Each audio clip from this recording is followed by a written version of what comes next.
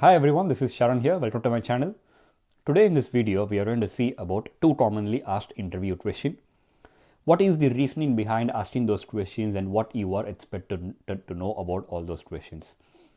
So the first one is, what is the random forest algorithm? What is an SVM algorithm? What are all the scenarios where random forest works best? What are all the scenarios where SVM works best? So this is the first question. The second question is, what is dimensionality reduction?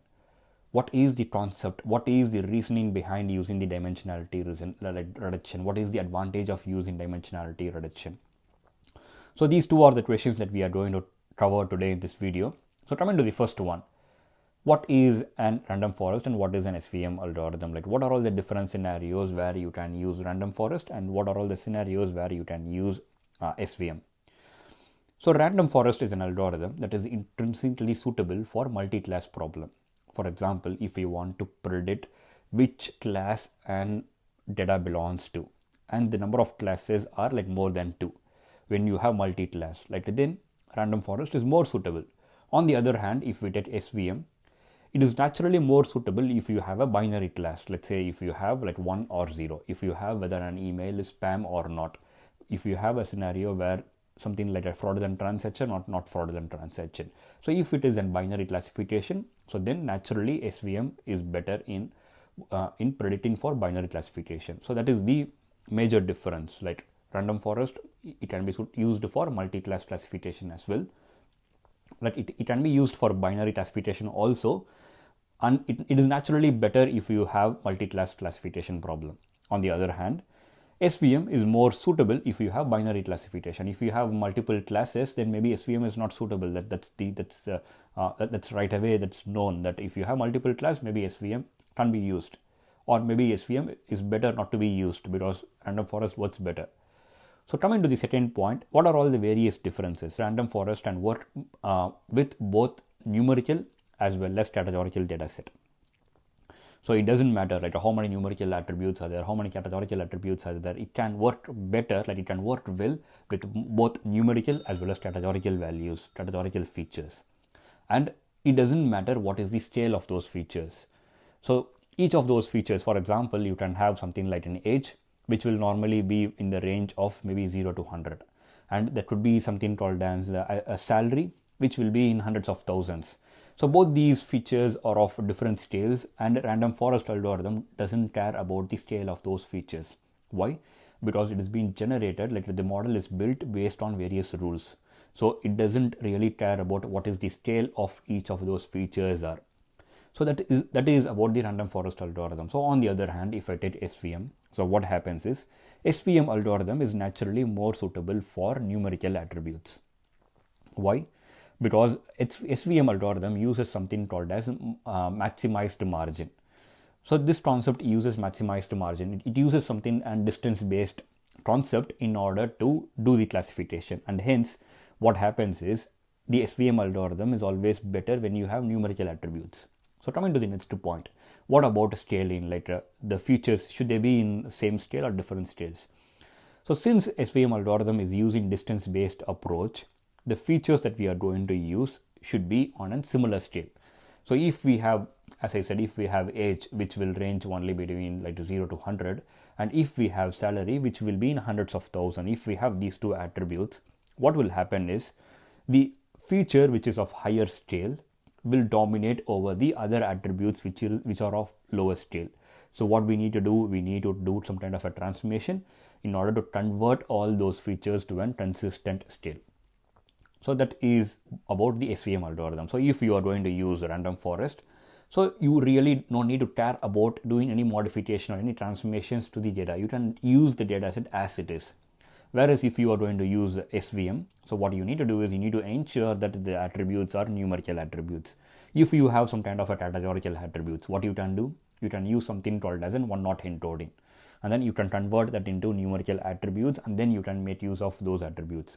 If the data set is of different scale, you need to use some kind of a transformation like log transformation to bring them into one consistent scale. So that is the difference between random forest and SVM. So coming to the next point, so what is the output of a random forest? So random forest will help you to identify, will come up with the probability of for the different classes. Whereas on the other hand, when we use SVM algorithm, so what it does is it will produce an output that is like a distance from the boundary. So it is not actually giving you the probability, but it is giving you distance from a boundary. So if you want to get a probability, so then what you need to do is you need to do some kind of a transformation. Whatever output that you get based on SVM algorithm, you need to use some kind of a transformation in order to get the probability, in order to see what is the probability of falling, like a value falling into different classes. If you use directly like the distance, you will still be able to predict like which class it belongs to. But let's say you want to get the probability of an value falling into another class. So then you can't directly rely on the output that you get from the SVM algorithm. So you need to make some kind of a transformation, convert that into an probability store. So that is the major difference. So now in what type of scenarios we can use SVM algorithm? So let's say there is a data set which is ideal for SVM algorithm. For example, let's say there is a data set which has majority of numerical attributes. Let's say all those attributes are of consistent scale. So even if they are on different scale, let's say you are able to use some kind of a transformation in order to bring them into consistent scale. So if you have a data set in this particular with this particular characteristics or profile, and what you are doing is you are trying to do a binary classification. So then what it means is, it means that it satisfies all the conditions of an SVM algorithm. So if you have any such data set which satisfies all the conditions of an SVM algorithm, so then generally the generic rule is SVM algorithm will outperform an random forest. So provided you use some kind of a feature engineering, you use like a Bayesian approach, like whatever it is. But generally speaking, what would happen is, if you have a data set which is more suitable for SVM or which satisfies all the conditions of an SVM algorithm, so then SVM algorithm is more likely to perform better as compared to a random forest. So that is the difference between these two. I hope you would have understood now like what are all the various scenarios where random forest can be used, and other scenarios where SVM can be used, and what are all the scenarios where random forest would outperform and SVM would outperform.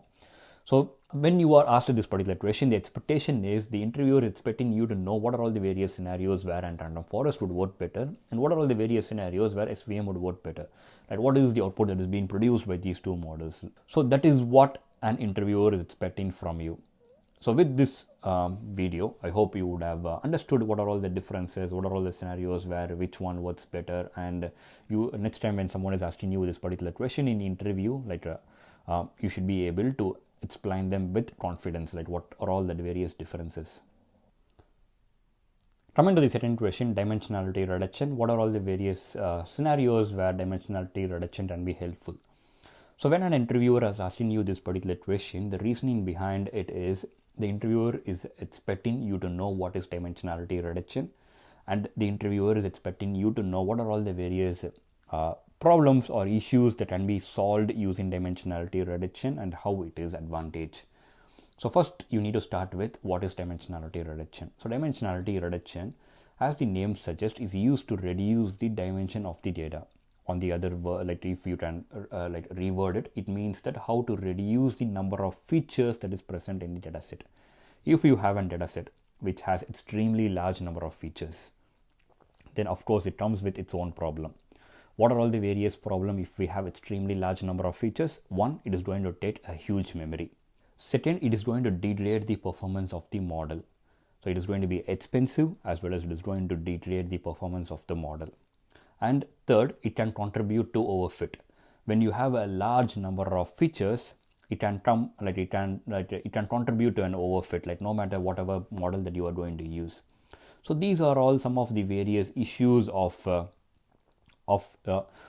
using a data set which has a large number of features. So how can we solve this? So in order to solve it, what we can do is we can use dimensionality reduction.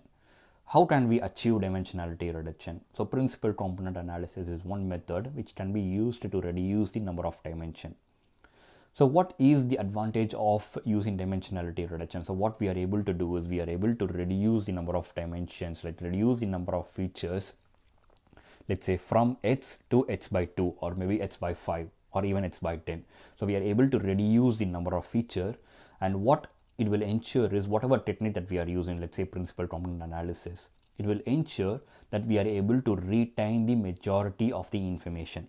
So even though we reduce the number of dimension, what we are ideally doing, like what we are actually doing is we are trying to combine the multiple features, and then we are trying to hold the information that is being captured in all those features. So even though we are reducing the number of features, there is going to be very minimal information loss. We are going to capture, we are going to hold the majority of the information that is present in all the features.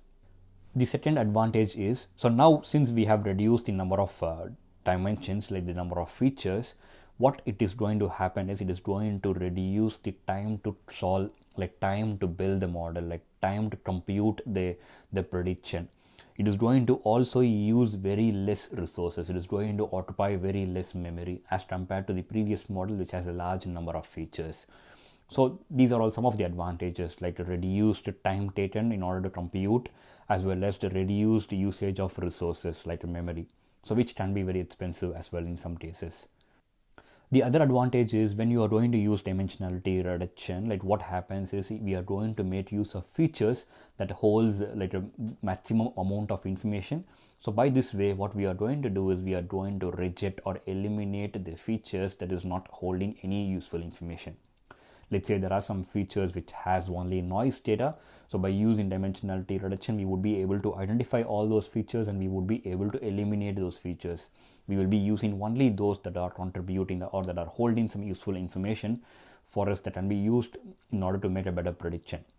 So that is it about dimensionality reduction. So dimensionality reduction, it can be used when you have a large number of features, and large number of features comes with its own problem, and dimensionality reduction will help you to achieve few advantages. So next time when someone is asking you what is dimensionality reduction and how it helps, like I hope you would be able to respond them with the definition, like the issues with the data set that have been large number of features, and what are all the various advantages by using dimensionality reduction.